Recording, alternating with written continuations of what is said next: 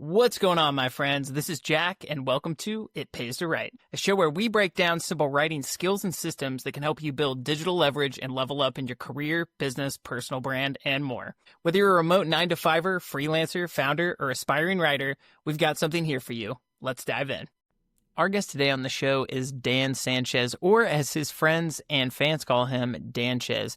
Dan is running, I believe, one of the largest, if not the largest, AI marketing podcast online. If you search AI marketing in Spotify or YouTube or any of your favorite platforms, his podcast, The AI-Driven Marketer, should be the first one that comes up. One thing I love about Dan is he is super passionate about marketing. He has literally done just about every single job, task, and project you can imagine and served in every role. From when he started, he was working in design. He's been in leadership. He's done consulting. Like, Dan has literally done everything. Marketing's not just a career for him. It's his passion. I have learned so much about AI, integrating it into workflows and processes, how to use that to create content, how to use it to write with you and not just for you, and how to think about using AI, which is one of the biggest topics that we're going to cover today. But without further ado, let's go ahead and jump into this interview with my friend, Dan Sanchez. Dan Sanchez, my friend, I am super stoked to have you on the show today. You and I jumped on our first call together about a month ago, caught up about AI marketing stuff. I started following you on LinkedIn. Gosh, I think it might have just been earlier this year, but I told you on our first call, man, you're one of my go-to resources on anything AI online, but I know a ton about you. I've obviously liked and commented on a ton of your posts. We've chatted it up in the comments. But for everybody here who's listening, give us a little bit about you, man. Tell us who you are and what you do. So if there's one thing you need to know about me, it's that I freaking love marketing. It's like, I don't know what it was. I think it's the fact that I kind of got like the left and right brain thing going on. I like being creative, but I like Excel too. You're like, what the heck? So when I discovered marketing, it was like, became my love and my passion. It's my job as well as my hobby. And I'm never satisfied with just staying in one lane. So I do them all. I've done them all, at least at one point in my career, from paid media to SEO to blog writing to coming up with graphics. I actually started as a graphic designer, and I built websites, and I've built email nurture sequences, and I've done the whole thing. And I've had chances to do it at agencies. I've been in-house, integrated the whole funnel, and I'm just like, I love it. I've been in leadership. I've been an individual contributor. I've been all over the place. And I really just like the craft, man. And I liked getting results. I like getting to know customers and figuring out what they want and reverse engineer it into some marketing goodness, and the kind that like actually makes marketing a respectable craft, where you have something good and you're doing the considerate thing and helping them in their journey and pointing them in the right direction. And sometimes that is buying the thing, you know? So I'm like, yes, let's make marketing honorable again instead of trying to deceive people. You can see I really like marketing. But a couple of years ago, marketing got harder. And so I started rolling up my sleeves, being like, gosh, well, what are we going to do next? What's the next thing then? Because all the old playbooks aren't working as well as they used to be. So I started a podcast called The AI-Driven Marketer, and I started talking about it on LinkedIn. And I didn't know what I was doing. I was just using the podcast. I was big into podcasting. I knew how to do that. So I just started a podcast as a tool to learn. You know, it's a podcast like you've started finding, Jack, is a great tool to learn, to get to know anybody you want to get to know. As long as they're not super famous or too busy. Generally, if you say, hey, you want to jump on my podcast for 60 minutes? A lot of people say yes. Authors, industry influencers, people, executives at companies, man, it's an amazing thing. So I interviewed a bunch of people on AI and started running my own experiments and sharing them on the show, and started getting a handle of what it meant to really use AI for marketing. I'm like, yes, I think this is the thing that's going to help us solve a lot of the complexity and growing frustration when it comes to getting results with a lot of our digital marketing channels now. Started working with Social Media Examiner about, I don't know, 6, 7, 8 months ago. Was full-time for a little bit. Now I'm part-time, still their kind of like AI marketing guy. Speak at their conference, on their podcast sometimes, and work a lot in their community. And just started appearing on their YouTube channel. We launched a new YouTube channel, so that's fun. But generally, I also, other than having my own podcast and working part-time for Social Media Examiner, I'm actually launching a little mini agency, or AI, I guess you could call it like an AI first agency. I don't know. Still need to figure out how to position that, but that's coming in a few weeks where I'll be talking more about that. So it's exciting times. That's really exciting, man. Dude, I remember because I think the idea of your agency was just a thought like 4 or 5 or 6 weeks ago when we talked about it. So I'm glad you're going through with it, man. You have so many cool projects you're working on right now. And one reason why I was super excited to bring you on the show, geez, we were just talking right before this. And I've asked a lot of my guests, I'm like, hey, is there anything particular you want to talk about? And they're like, nah, man, let's just like, talk about whatever comes up, marketing, writing related, whatever. And you were so intentional about saying, hey, I think we should use this time to cover what people need to know about AI. And right out of the box, I was like, yeah, this is something we need to talk about. So tell me about, you dropped me a video. You kind of gave me like 3 minutes of your thoughts on how AI uses and aggregates and memory. Tell me a little bit about what you're thinking about in that space. And then let's kind of like cover the gamut of what people need to know about these tools. When I talk to most people about AI, there's always the things that people want to know, right? And people, it doesn't matter what topic you're in. If they're excited about this new topic and know nothing about it, they always ask the wrong questions first. Happens every time. I've done it. You've done it. We all do it. And of course, we're guys, especially like, so the first thing we want to know is, what gear do I need? What tools do I need? What AI tools do I need? Because I don't know why, it's just easy, shortcut maybe, but like how to use the tools is always more important, right? But even when I was pretty well known for podcasting, most asked question about podcasting is never, how do I make a show people want to listen to? It's, what microphone should I use? You're like, dude, like that part just doesn't matter. Okay, here's the link to the mic. Okay, now let's talk about what your show needs to be, right? But it's the same thing with AI. It's always about the tools and how to use the tools. You're like, okay, the tools are great. Look, most people are using ChatGPT, even the pros, myself. Like most of my time goes into ChatGPT. So what? So let's talk about the things that are the things that you need to know. This is the kind of stuff that's like not so sexy, but it's actually like the skills. Like if you actually want to get good at this stuff, this is the stuff you got to know. It's the stuff you got to reconcile with and kind of dig deep and think a little bit about, because it's what's going to separate you from just playing with it to actually using it and actually uh, pulling ahead of all your peers with this tool that's going to define at least the next decade of marketing, if not much longer, right? So AI memory is kind of one of those subtopics that I never hear people talk about, but I think about it all the time. There's all these different models in ChatGPT, but even if you're using ChatGPT 4.0 in a free account, this applies to you. A lot of people get hung up on this because there's actually two different types of memory when it comes to AI. Now you've watched the video, so you kind of know, because I did a little bit of podcast about this in the past, but that's before a lot of people were listening to it, so it's probably only been listened to by like 200 people now. And um, there's two different kinds of memory when it comes to AI. There's what I call the long-term memory and the short-term memory. AI has been trained on like the whole internet, a lot of books, and just data all over the place. We all kind of know that if you've looked into LLMs and a little bit of how they're trained, we know AI's trained. You may not understand how it's trained, but you know it essentially reads a lot of information. You know, all the information available on the world in the world, not all of it, but like a lot of it, publicly available information, all of Twitter and all the blogs and stuff, all the stuff that Google indexes for its search engines, AI's read, and it's looking for patterns. It's really helpful to know that it has a lot of that baked into it. And of course, there's a training cutoff date of like a year ago or maybe 6 months ago or whatever it is. So it doesn't, all of its long-term memory has an actual limited time frame. This is really helpful because that data is actually really good and useful for broad things, but it's not really useful for hard and fast facts.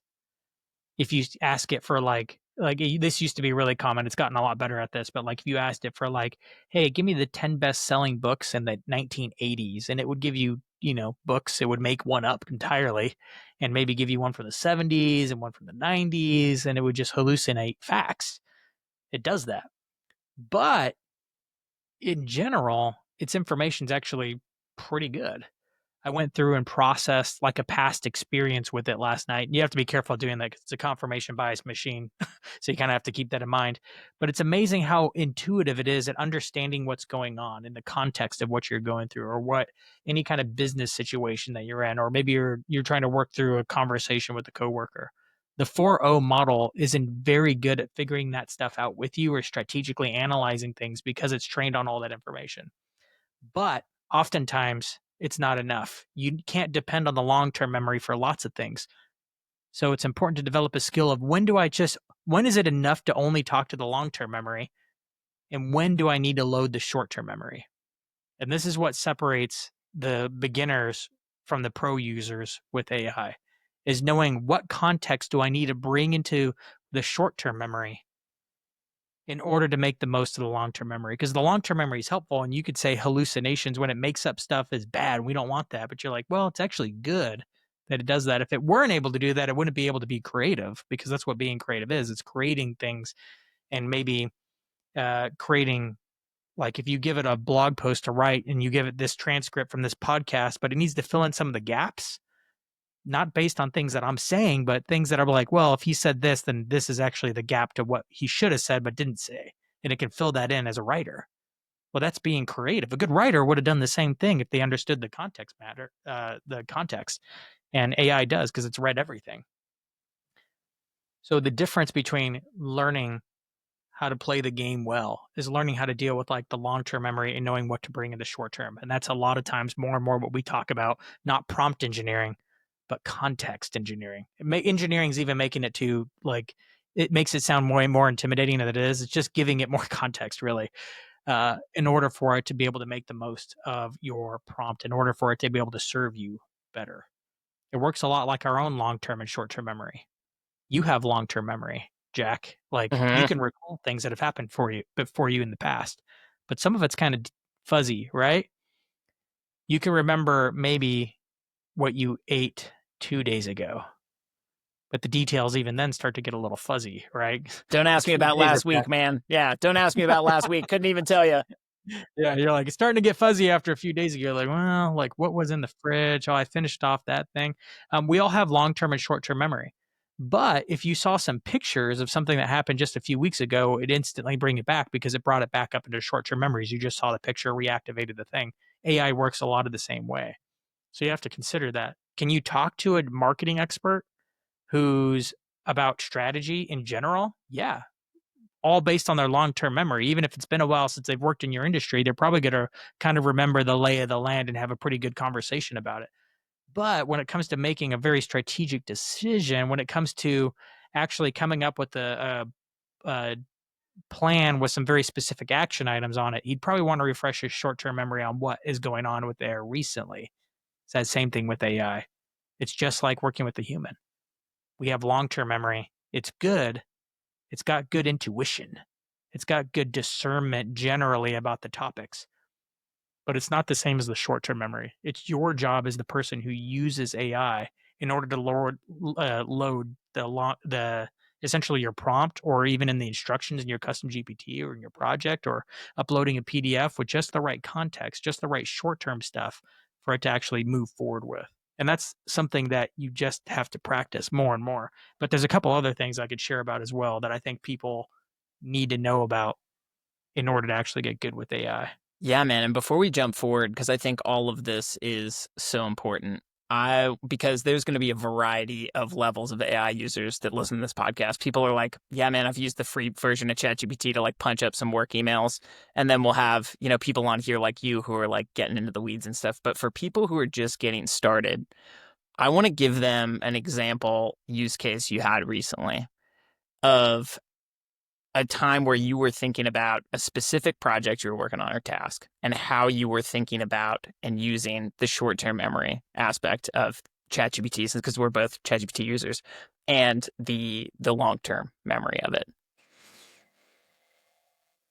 Let's see, a recent example. I'll just open up my ChatGPT account and actually see, like, what have I been talking to it about? Love it, man. Love All it. kinds of things in here.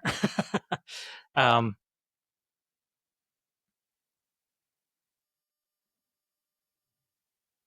Something that I started doing because AI agents are becoming a thing in ChatGPT.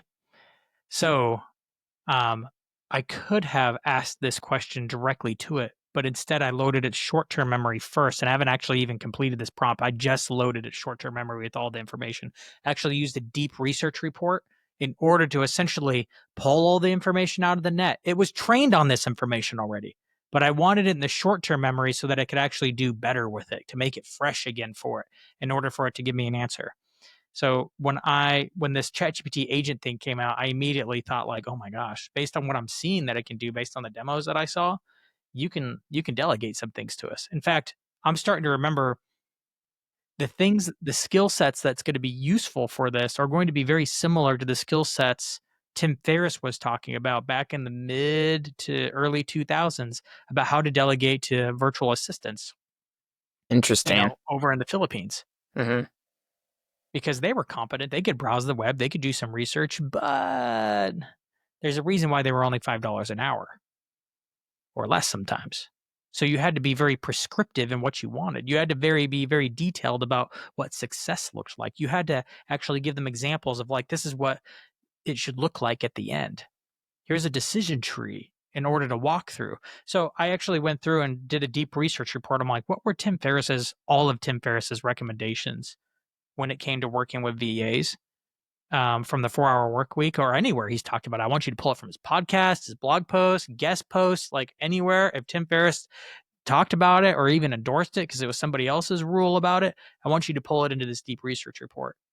That's loading the short-term memory. Even though it read all that information, is trained on all that data, loading it back in because I don't want it to miss anything. The next prompt will be, what of this is most applicable to how we could be using agents such as ChatGPT agent?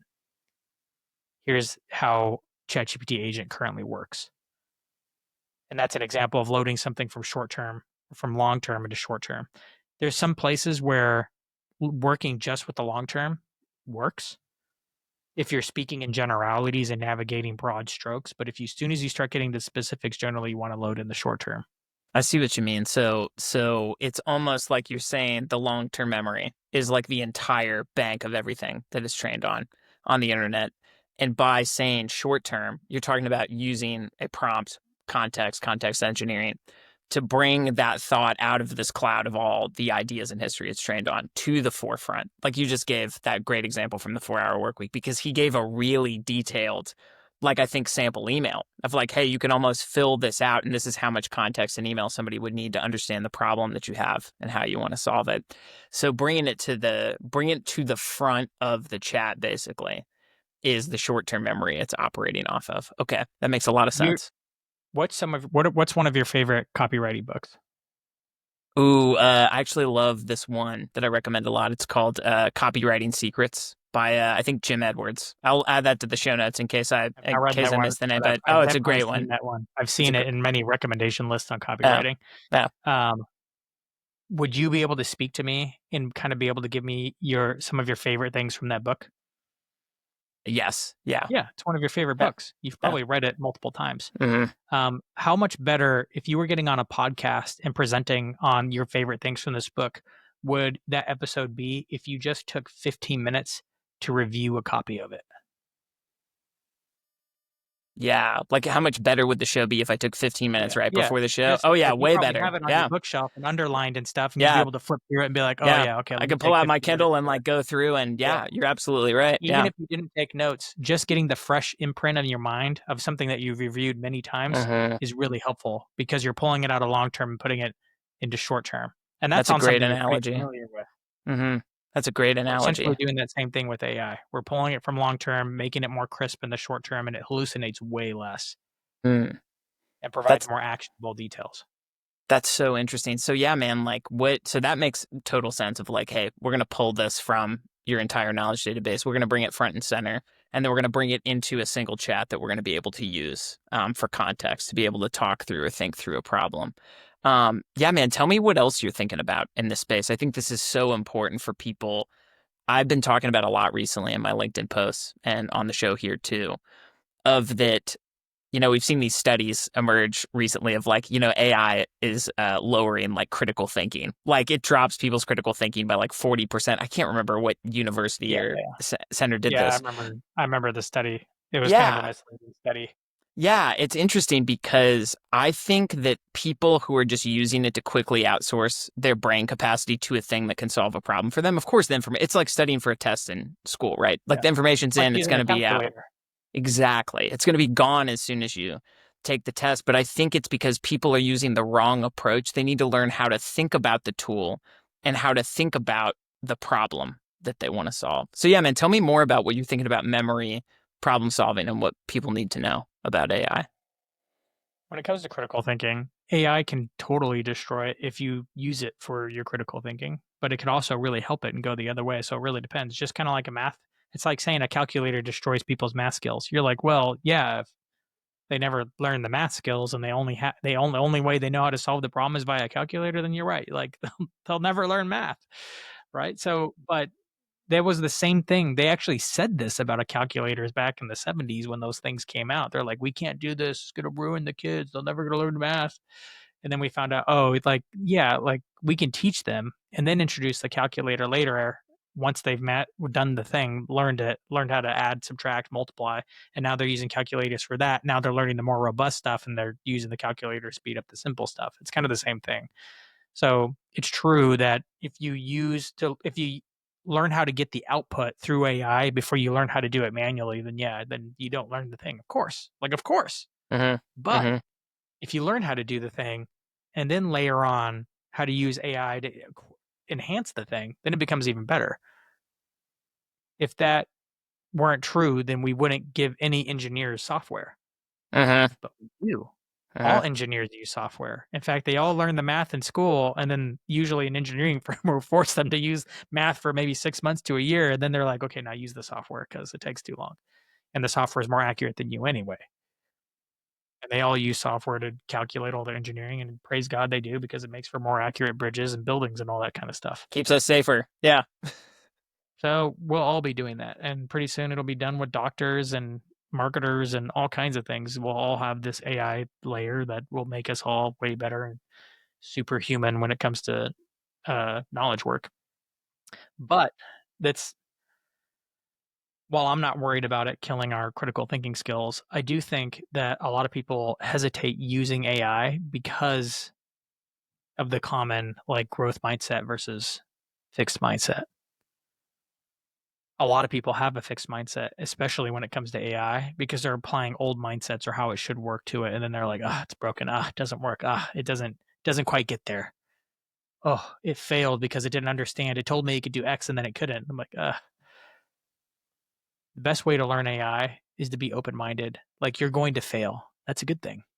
Open AI is really fun to learn because it's like super open. It's creative. It's kind of a black box too. Nobody really truly understands exactly how it works. We just know that we put stuff in and we get stuff out, and it's getting more reliable as we get better at it. Um, but so the only way to do it is through failure because it's not like you can learn an exact system to get exactly what you want out of it. Not reliably, not for your context and your personal situation, what it's good at doing.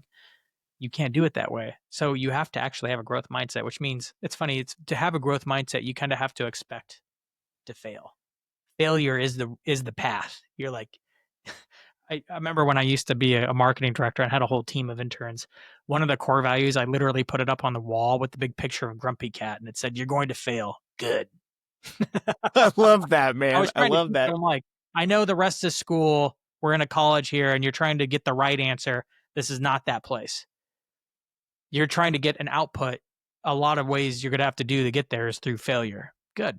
I expect you to fail. If you're not failing, you're playing it safe, and you need to stop doing that. Failure is the way forward, and that's kind of how it is with AI. Do you run into that a lot with your AI work that you get subpar results? You're like, that's not quite it. Yeah, yeah, I do. I do still. I've found that, and dude, I've listened to this a lot on your show, and from other people who I would consider in my mind, or at least relative to me, power users, are the more context it gains on me. And I think I listened to you talk about like this versus Claude, where ChatGPT has a little bit of advantage of this aggregated and shared knowledge, like across chats and at the account level and at the project level. The more I use it, the more it familiarizes itself with me, the better it gets at generating the result that I want faster. So like some of my like simple writing use case projects that are like trained to write like Jack, like an email or a LinkedIn post or whatever. it's gone from like 60 or 65%. Okay, this is kind of close to me, but I got to punch it up a lot to like 90 to 95%. It saves me a lot of time. But yeah, in terms of prompting and kind of the failing process and in learning this, yeah, like there are still times where I give it something and it's not quite there. And I think you and I have talked about this too, maybe in the comments of how it's always too when OpenAI is making an update to models and stuff, you can tell like your outputs get a little more off and wonky. Like, okay, this isn't as on brand. And then usually like the following week or two, you hear like, yeah, they just launched like this major update. But you know what's really funny, man? I think I kind of take radical responsibility here a little bit to where if I'm not getting the output I want, I'm like, what did I do wrong here? Not like what did the machine do? Like I'll tell it. So say I input a prompt on something. I work in SEO. Everything's really research driven, analytical. You know how this works. You've been in the space too.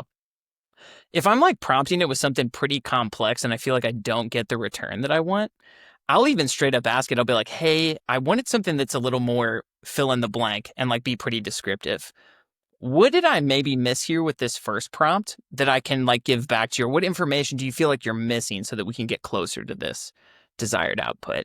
So yeah, definitely, man. I mean, dude, I'm always using and failing. Like I'm on these tools hours every day, like you are, and constantly trying to figure out, okay, what works, what doesn't? Can I save this as a template? Is this something I can use as coaching at the prompt level or the project level, the account level? Where am I looking at this? But yeah, what about you, man? How do you handle the process of kind of failure and feedback when you're going through like prompting, coaching your projects or building a custom GPT or any of that? When something new comes out, like this ChatGPT agent, it just hit my account this morning, so I've been kind of testing it, playing with it. I'm like, you really, when I think when a lot of people say play with it, I think what people hear is do little tests. And I'm like, close. It's actually like have fun doing something crazy. Like, let's blow it up a little bit and over exaggerate it a little bit. Get in there and come up with some wild crap for it to do. And it's going to fail. That's okay. But that's how you learn. So you poke the box. Sometimes you got to like take it like a pinata and smash the box and see what happens, Um, Uh-huh. I've built little characters in here just to talk to. And then I'll have little fun conversations with it. And every once in a while, ChatGPT kind of, because it remembers these conversations we've had now, it kind of gets used to me like testing it and it'll make fun of me for it now, which is kind of weird. But it's like, oh, Did this you looks like a coach it to dance make card. fun of you? I'm Did you like, coach it to make fun of you for this stuff? it's not a test. It really is. um, so I'm always testing it. I'll even joke with it. I'll even throw things into it that just make no sense just to see what the response will be. Just to say, what if? I wonder if, like this morning, now I'm starting to think because a very normal process that I do is post production on a podcast, take the transcript, put it into a custom GPT, spits out the show notes, and gives me other assets. But I'm like, okay, like this new agent thing doesn't work in a custom GPT, but I just found out you could put it in a project. A project can work like a custom GPTs. You could put instructions in there. What if I copy and paste my GPT instructions, put it into the project, add another step to it that says like, hey, once I approve maybe I say I have it write a LinkedIn post. After I approve the LinkedIn post, I want you to take that LinkedIn post and use your agent mode. I'm going to give you a special login for my social media scheduling tool. I'm going to have you go and post it, and I'll do it somewhere safe first, like X, because I don't care about that. I post there automatically, but I don't really engage there. LinkedIn's my place. So I'll have it go and post there and like, see, I don't know, can I carry it through? How reliably? I might take a few swings and be like, hey, what else can I do with this? What else could I possibly have agent do for me after every single episode is done? How can I extend the production process? I'm like, I don't know. Let's think about Reddit. Hey, ChatGPT, what can we do with Reddit when promoting a, a social media post? How can I do it without pissing off that community because they're very non-promotional? You know what I'm saying? Like, Yeah. how would you do this for me? And then you make like maybe a sub account just for your AI assistant, call it Fred, since they're all into a anonymity over there anyway. Hmm. And just like come up with a fake profile for it.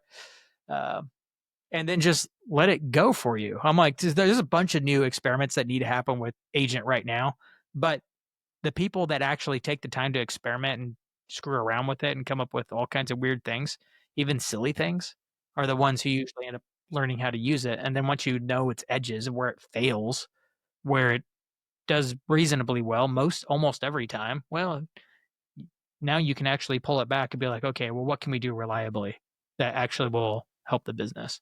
And that becomes I don't know. That's the fun way to do it. I think a lot of people hate experimenting that way, but you can't do it without knowing that you're going to fail 50 times on your way there. Yeah, man, you're totally right. And I think one thing you mentioned that's so important is that people should be taking big swings. Like it can do a very good job at small little one-offs. Like we don't need to see any more examples of like, hey, it wrote this amazing like email or it helped me like create like an awesome copywritten pitch deck or like whatever. But what you're saying in having it test the horsepower, the real horsepower, the top end speed. And the great thing is this isn't like sports or something where you're gonna like push yourself or you're gonna try to like max out a deadlift you've never hit before in your life or like run a new best like 200 time or something. Like there's no there's no downside to failure. You're just gonna learn, and then you can ask the thing like kind of like my example. Hey, this is kind of what I was going for. Why don't you think we were able to get here? Like one thing that I heard from a guest I had on the show recently and talked about was that if people have like a really complex end product of something, so say you have like a 30-page proposal that you're working on, or like a massive comprehensive like marketing strategy you're doing for like an enterprise level client or something, could you drop that in an AI project and then just ask ChatGPT like, hey, this takes me a lot of time manually. I need to reverse engineer this process and every single component in it, like even down to like doing competitive research and analysis, like on people who we need to kind of highlight to this client that they're falling behind and like where we can help them. And I think stretching its capacity, like you're mentioning, is really important. What do you think keeps people back, Dan, from stretching that capacity and kind of thinking bigger with what they can solve with these tools? I think some personalities are more bent towards just tell me what to do. Mm. Like, like I don't know if you like. It doesn't matter. I like all the different personality things out there, and one of them that I've looked at a lot is the Enneagram. My wife is a type 1. She hates screwing up, man. She Mm. just wants to know, like, what does success look like and how do I get there? She And type thrived in one's a school. perfectionist, right? Yeah, Perfectionist? Yeah. perfectionist, yeah, Yeah. yeah, and, Yep. it's hard, but I also have another friend that's a type 1, and he does fine. So, I think some personalities have more of a bent towards experimentation and screwing up and trying out and asking questions and being like, "Huh, that's interesting. No, I wasn't sure what to expect, but that happens, and now I know. If I do it this way, that's what happens." That's how I started even figuring out that ChatGPT can't really be trusted with like, because I started pushing the envelope. I'm like, I don't know, how much of a counselor can it be? How vulnerable can you be? Can you be? Is it good at guiding you through these things?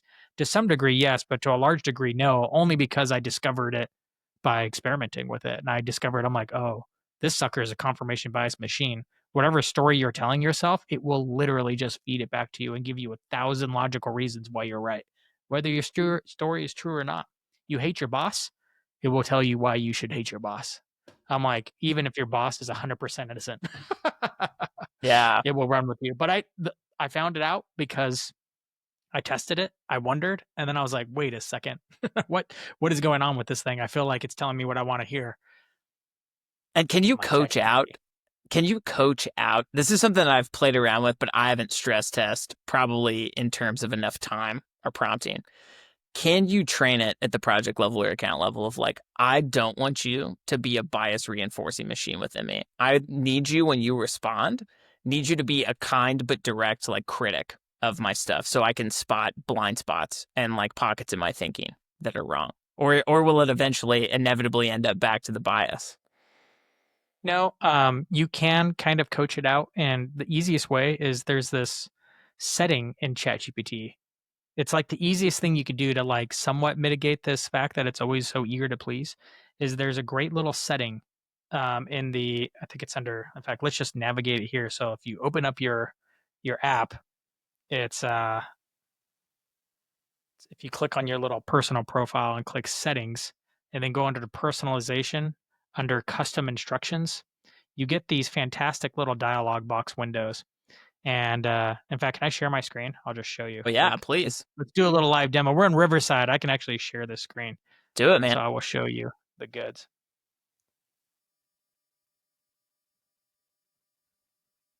So here I'm in ChatGPT. It's really simple. You just go to profile, settings, personalization. This little custom instructions box is freaking gold. Let me open it up a little bit. First, you can give it your name. You can tell it what you do and be like really specific. I tell it I'm an AI marketer, educator, creator. So, because I'm not just one of those things, I'm kind of all those things. Here, you can give it the traits that you want ChatGPT to have. And I've already clicked a button. You can see it has all these buttons here: chatty, witty, straight shooting, encouraging, Gen Z. Gen Z is really funny, but really annoying. um, you can put forward thinking, traditional, shoot, it'll generate new ones for you. There's one built into here. I've already clicked it, but there's one in here that you should everybody should absolutely go and click it. It says skeptical. It's counterintuitive because naturally you're like skeptical. I don't want it to be skeptical of me. Ugh, that just feels weird. You do.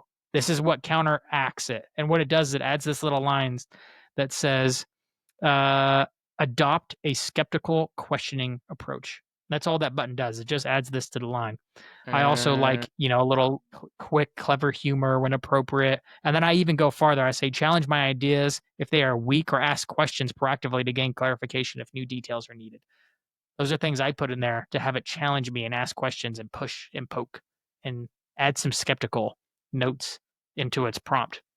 So I often find now that ChatGPT has this little section somewhere in its response back to me like, hey, skeptical note, since you asked for it.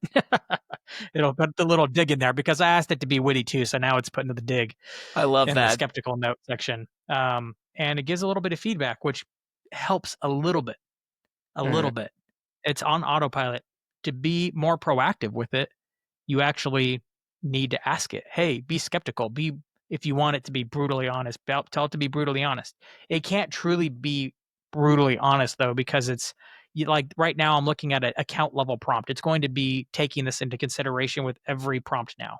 This is going to be loaded in there. But you got to remember, there are prompts above this prompt at the company level for all ChatGPT users.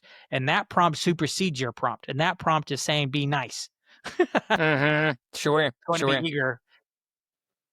Yeah, so they answered, dude, thank you so much for showing that, because I hadn't been actually into my personalization settings in a while, and I'm going to clear it out and actually add those in, because at the project level, I was adding things like critic and skeptic, but I think at the account level, it's so much more powerful because it's obviously pervasive across every project, every chat. That's right.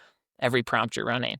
This is really interesting, man. So going back to the things you wanted to talk about with like need to know with people, I think we kind of covered that list that you went through, but how would you recommend, like, gosh, man, there's so many places we can touch on here. So using everything that you just mentioned, kind of about memory, about coaching it at the account level and the project level, we've talked a little bit about agents.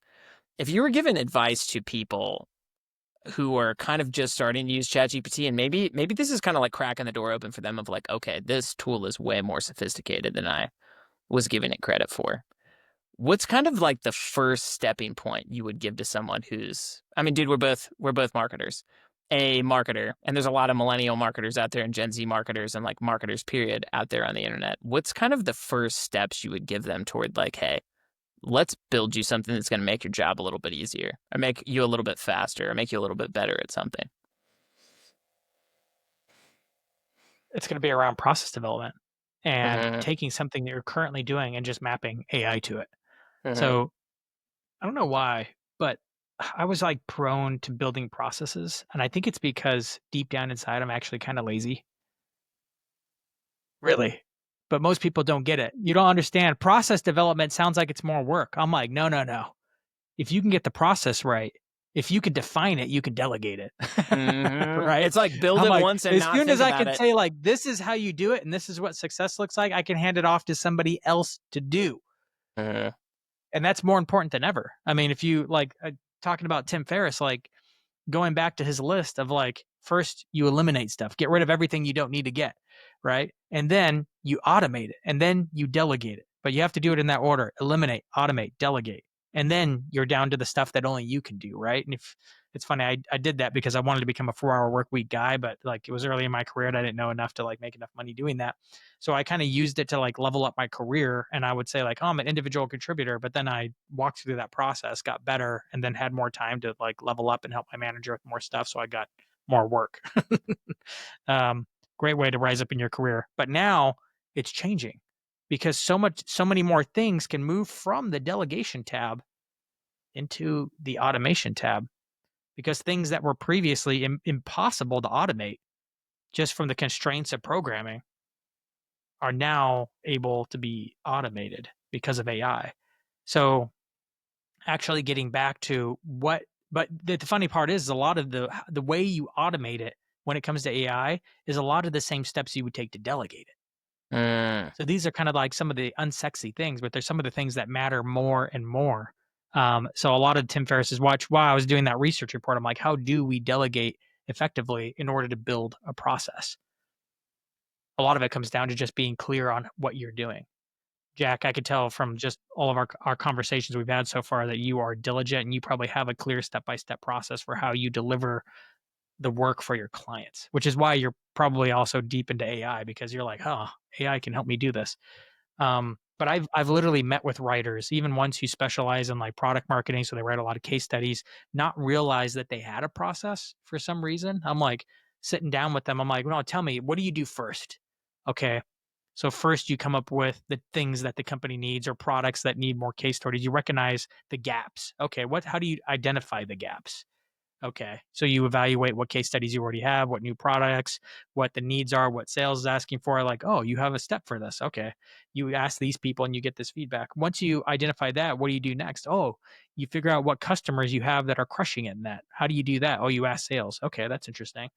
And then what do you do after that? Oh, you have you send emails to schedule appointments with them. Okay, so you write those emails. Oh yeah, and then you schedule them. Okay, you get booked, and then they of course do the interview, and she has a set way of doing the interview every single time, right? Because she knows she's going to need certain information on the back end in order to write it. I'm like, great.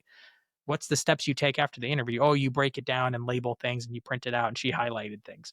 And I was like, you have a clear step by step process. You just never actually articulated it. But now, Hmm. if you actually take the time to just bullet it out, AI can't do the whole thing, not at that time, but it can do a heck of a lot more than you would think. Especially if you have a clear, consistent way of getting that transcript from that call.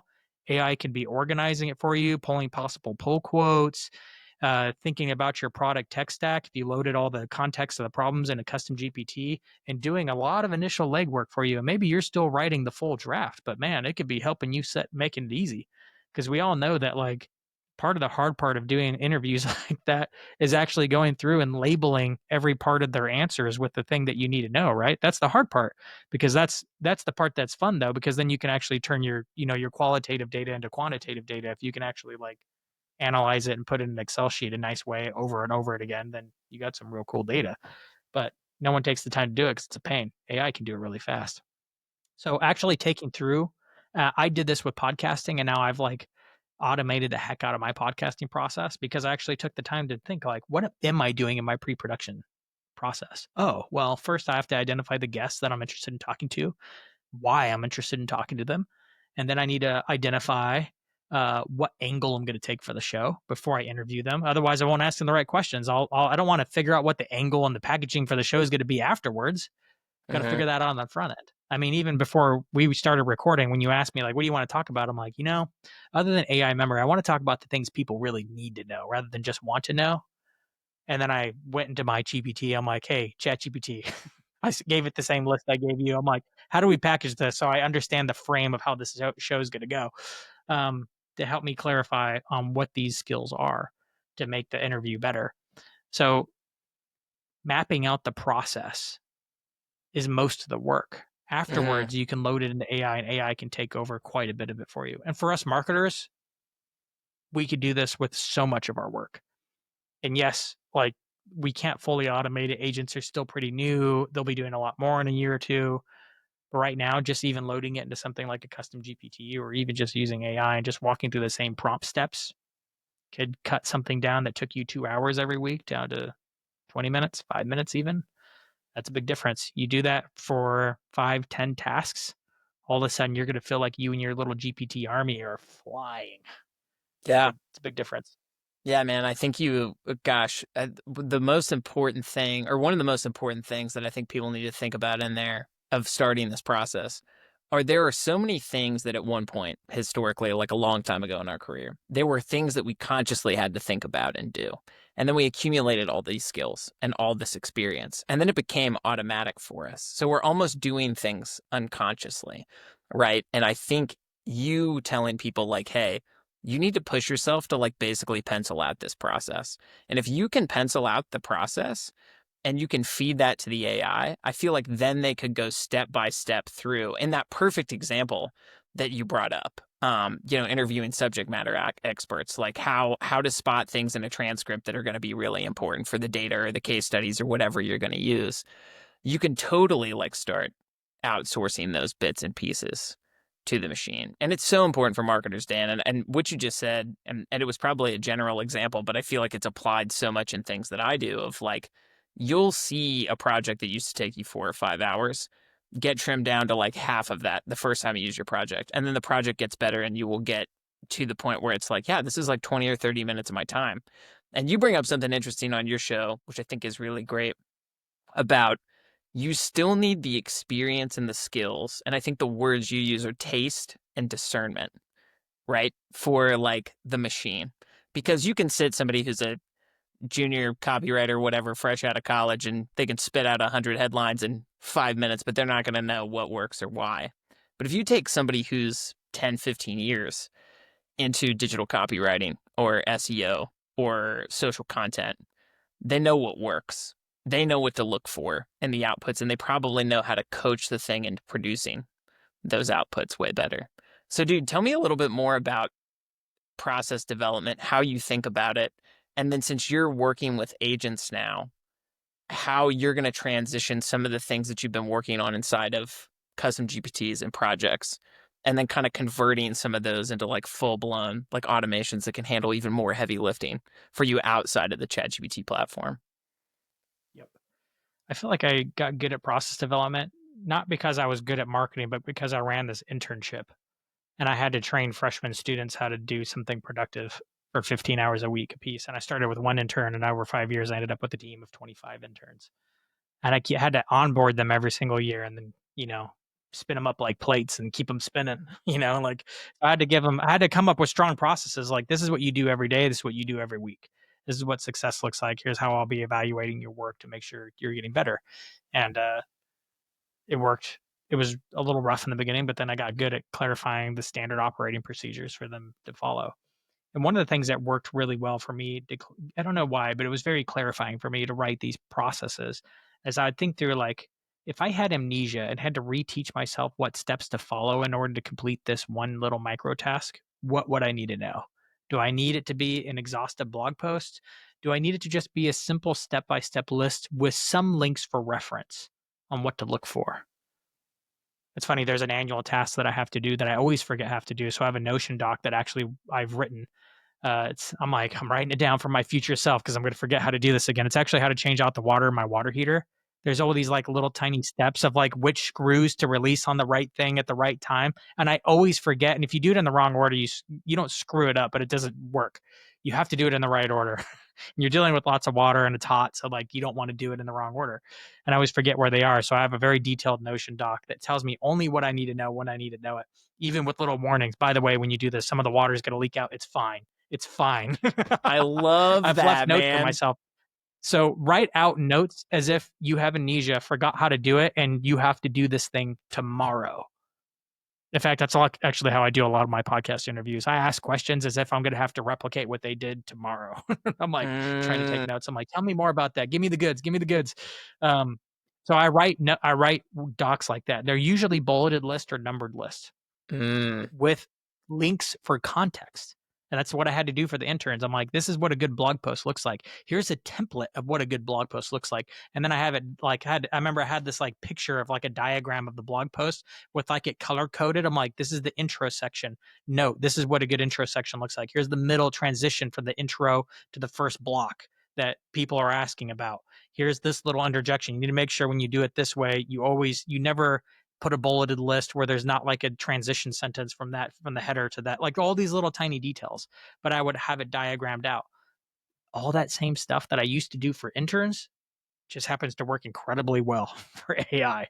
It's all the same stuff. I'm like, oh my gosh, deja vu. It's like I'm writing for interns, my genius intern, which is why it's been such a good metaphor for a while now, because it doesn't know, but it's really, really smart. You just have to teach it what your process is.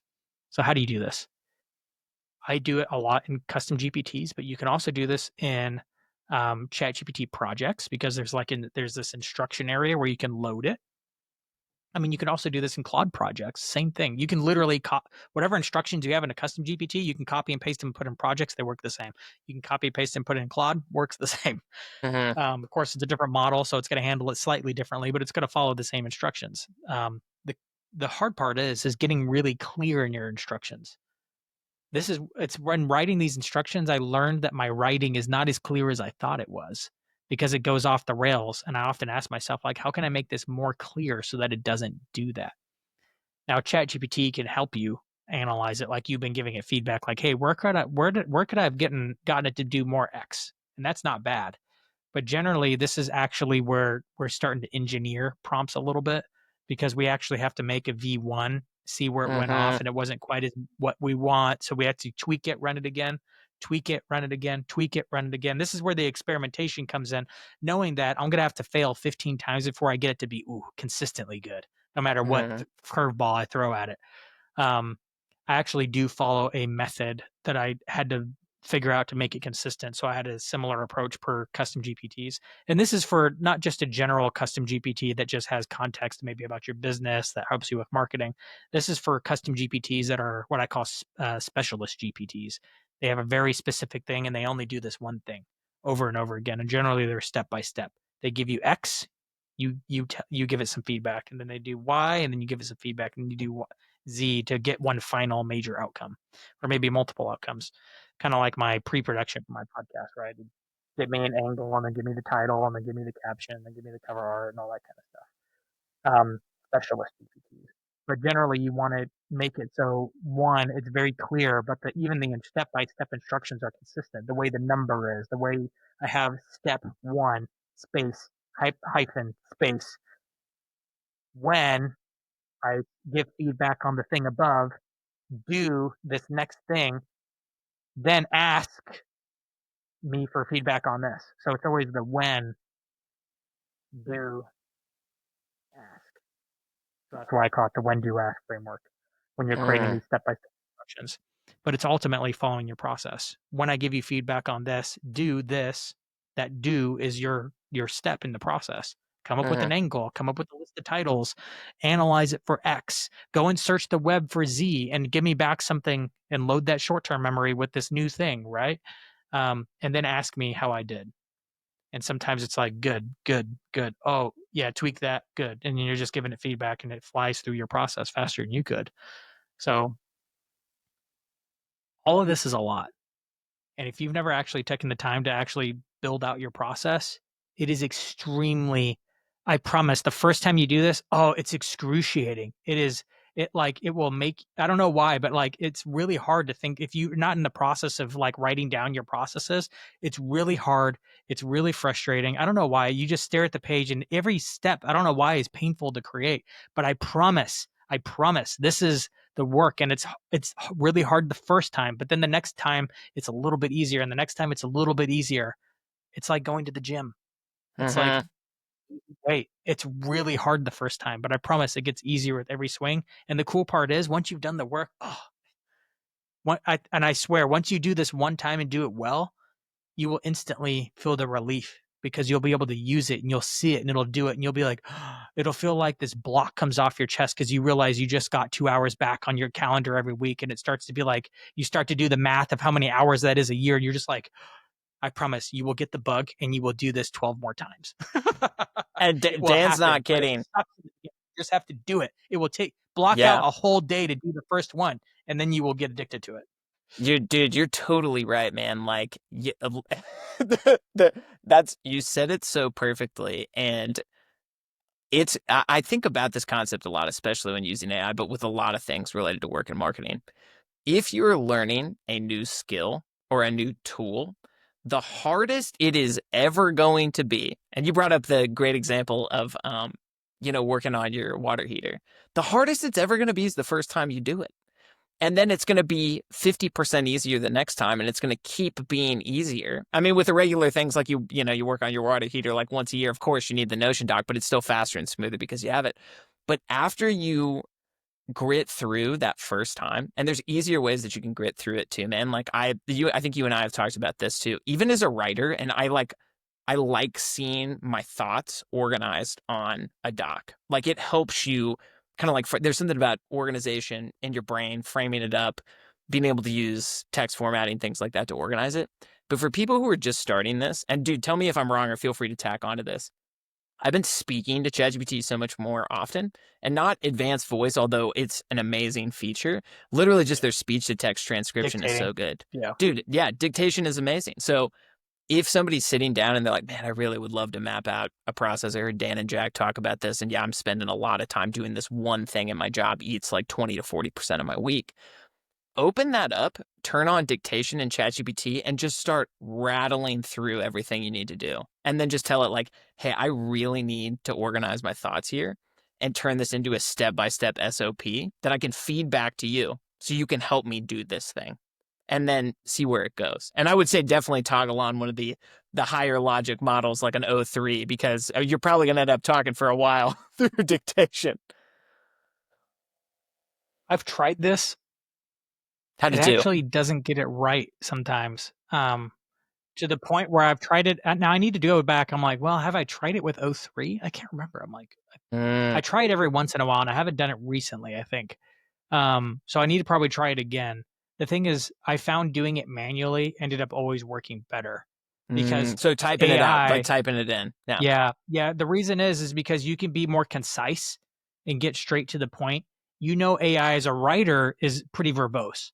Like it adds a lot of extras in there and Does. it's not a very concise unless you really tell it to be. But if you're being concise, then you really have to be. I don't know. It's really difficult for AI to be. What's the word I'm looking for? Not just concise, but like where every word matters. Do you know what I'm saying?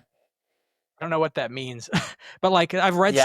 some authors use way too many words to explain something simple, and then some of them I'm like, you can't remove a freaking single word from this book without it Yeah, dude, like it's falling almost like apart. a Yeah, minimalist or lean approach to writing, or almost like would that be like a utilitarian approach to writing where it's like every single word has to be there, or if it's removed, like it will fail as a sentence or remove meaning or change the meaning of yeah. this thing. Yeah. Um, like I could think of a few authors that write like this. So the more you make your custom GPTs like that, the better they perform because it leaves less room for interpretation, and it is just. But you still have to give it enough because if you make it too short, then it'll get off. So I find like keeping it tight yet highly making it very clear and only as long as it needs to be actually works better. And if I have AI write it for me, it doesn't give me that. It fills it up with extra things and it doesn't follow its own instructions as well as what if I write it myself. So currently I'm still writing those all by hand. I even tried to make a custom GPT that could make custom GPTs and it got a little meta there and it wasn't working as well as I did. So I'm still writing them from scratch. And I find most processes are usually they're not usually too difficult. Like the first time you do it, it's still super painful. But now I find I'm using the same things over and over again, which is why it gets faster after the first time. You're like, okay, I'm going to set the context. You are X. You were acting as this kind of expert person or whatever for this purpose, right? Great. When I start this conversation with Y, start the step by step process. Okay, do this first, then ask me this. So like I'm so used to following that framework that it doesn't take me a long time to do it now.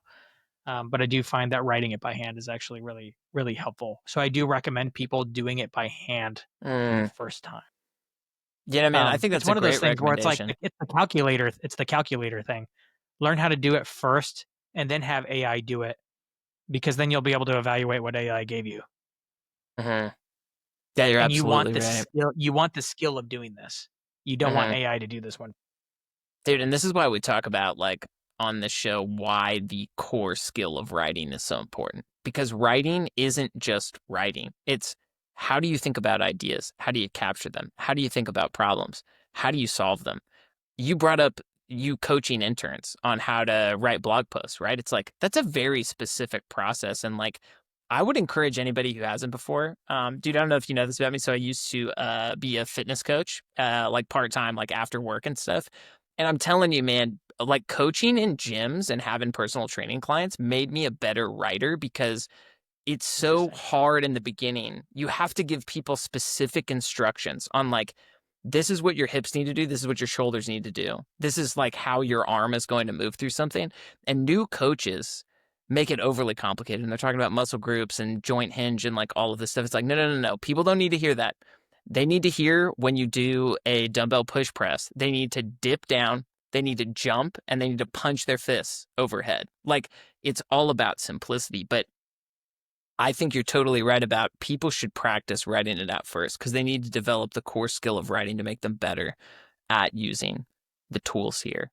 Dude, and I know we need to wrap up here soon, but I wanted to ask you a couple questions before we go because we dug into so many good things today, and it's so cool to bring you on like right at this turning point of like agents too, man. I would love to have you back on to talk more about that. And anybody who's listening to this, please go listen to Dan's show, AI Driven Marketer. It has been a huge educational experience for me and learning about AI. Dan and his brother run the show, or a lot of episodes on there, and I've learned so much from you guys. But if you had to give people two takeaways today, Dan, of giving people one tip about how to think about AI, and it can be recapping something from this conversation, how to think about it, and then a tip on like how to start using it, which we've covered. If you could condense that down, what would those two things be you could leave people with?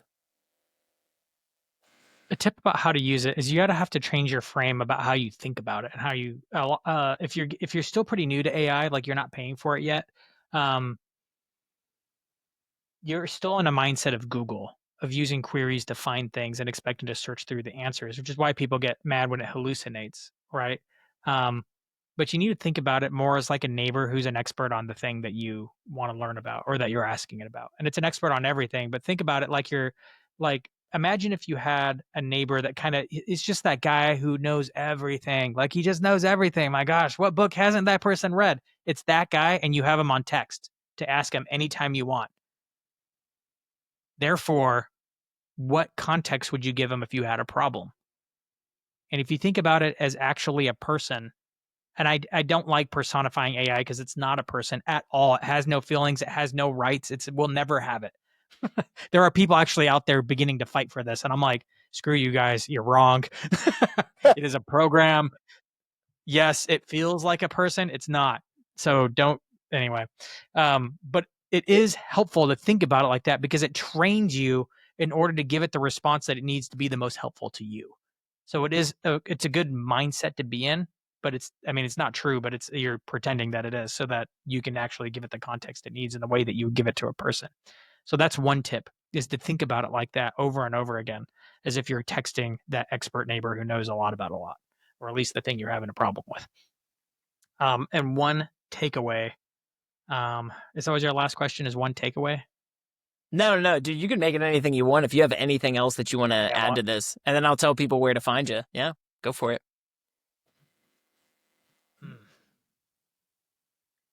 I don't think people use the advanced voice mode, especially with the video turned on, nearly enough. I don't think they realize how powerful it is.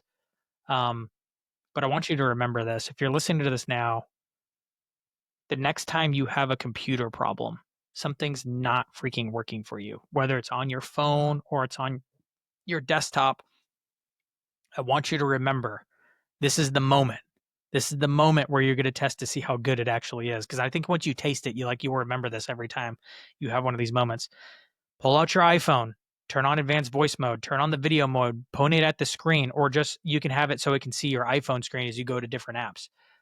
And then tell it what you're dealing with and have it help you fix the problem. It's not always perfect, but remember, it's been trained on all these problems before. I've had it help me fix Keynote, Adobe, website problems, HTML problems, just by showing it to it. Like, what are you seeing? Like, oh, I should go to this menu. Oh, I'm not seeing it there. And then it'll be like, oh, well, actually, check out this other spot it could be in.